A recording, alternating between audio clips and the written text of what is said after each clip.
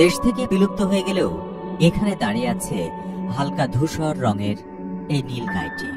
এই একই ছাদের নিচেই দেখা মিলছে বিলুপ্ত প্রায় লেপার্ড, বনরই কিংবা গন্ধ বকুলের মতো বিলুপ্ত প্রজাতির দারুণ সব বন্য প্রাণী।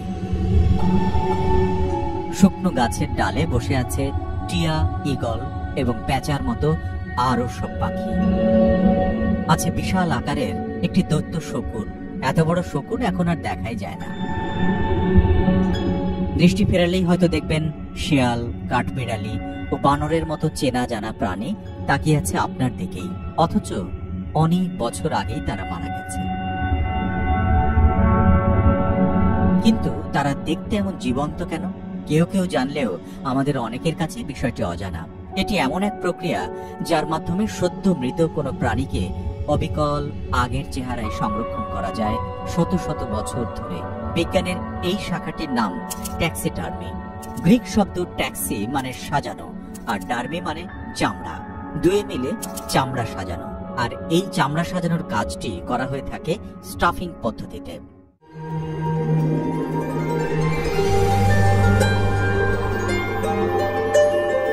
আমাদের দেশে ট্যাক্সিডার্মি বেশ কয়েক বছর ধরে অপার ধৈর্যের সঙ্গে করে যাচ্ছেন জুয়েল রানা। এটি তিনি করছেন টাঙ্গাইলে অবস্থিত একটি আঞ্চলিক জাদুঘরের জন্য। এখানে ৫,০০০-এর বেশি বন্য প্রাণী সংরক্ষণ করা হয়েছে। এক একটি প্রাণীর রয়েছে এক একটা অবাক করা গল্প। বন্য প্রাণী হলেও এদের বেশিরভাগেরই প্রাণ গেছে দুর্ঘটনায়। কোনো কোনো প্রাণীর জীবন গেছে স্থানীয় মানুষদের হাতে।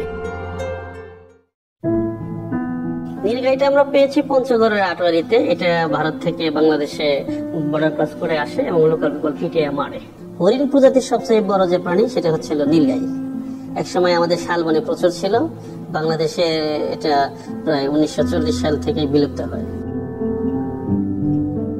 স্থানীয় লোকজন যেসব প্রাণীকে হত্যা করেছে তেমন সব প্রাণীদের মৃতদেহগুলোকে এখানে সংরক্ষণ করা হয় ট্যাক্সিডার্মি পদ্ধতিতে। স্টাফিং এবং তরলে ভিজিয়ে রেখে এসব বন্য প্রাণীর মৃতদেহ এখানে সংরক্ষণ করা হচ্ছে ১৯৯৫ সাল থেকে।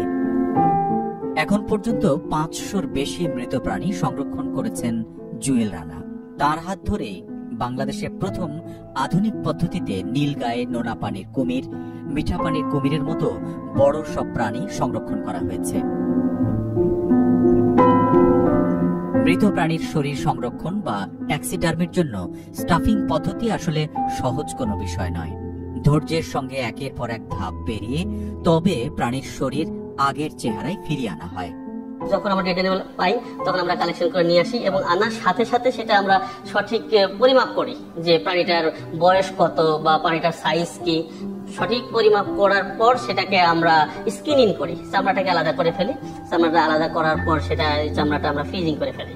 তারপর যে বডিটা থাকে সেই বডিটা আমরা অ্যাকুরেট আবার তৈরি করি। এখানে ওয়্যার, কটন থ্রেড দিয়ে এবং পিএফ ফোম দিয়ে হুবহু আগের যে বডিটা ছিল সেই বডি প্রস্তুত করি।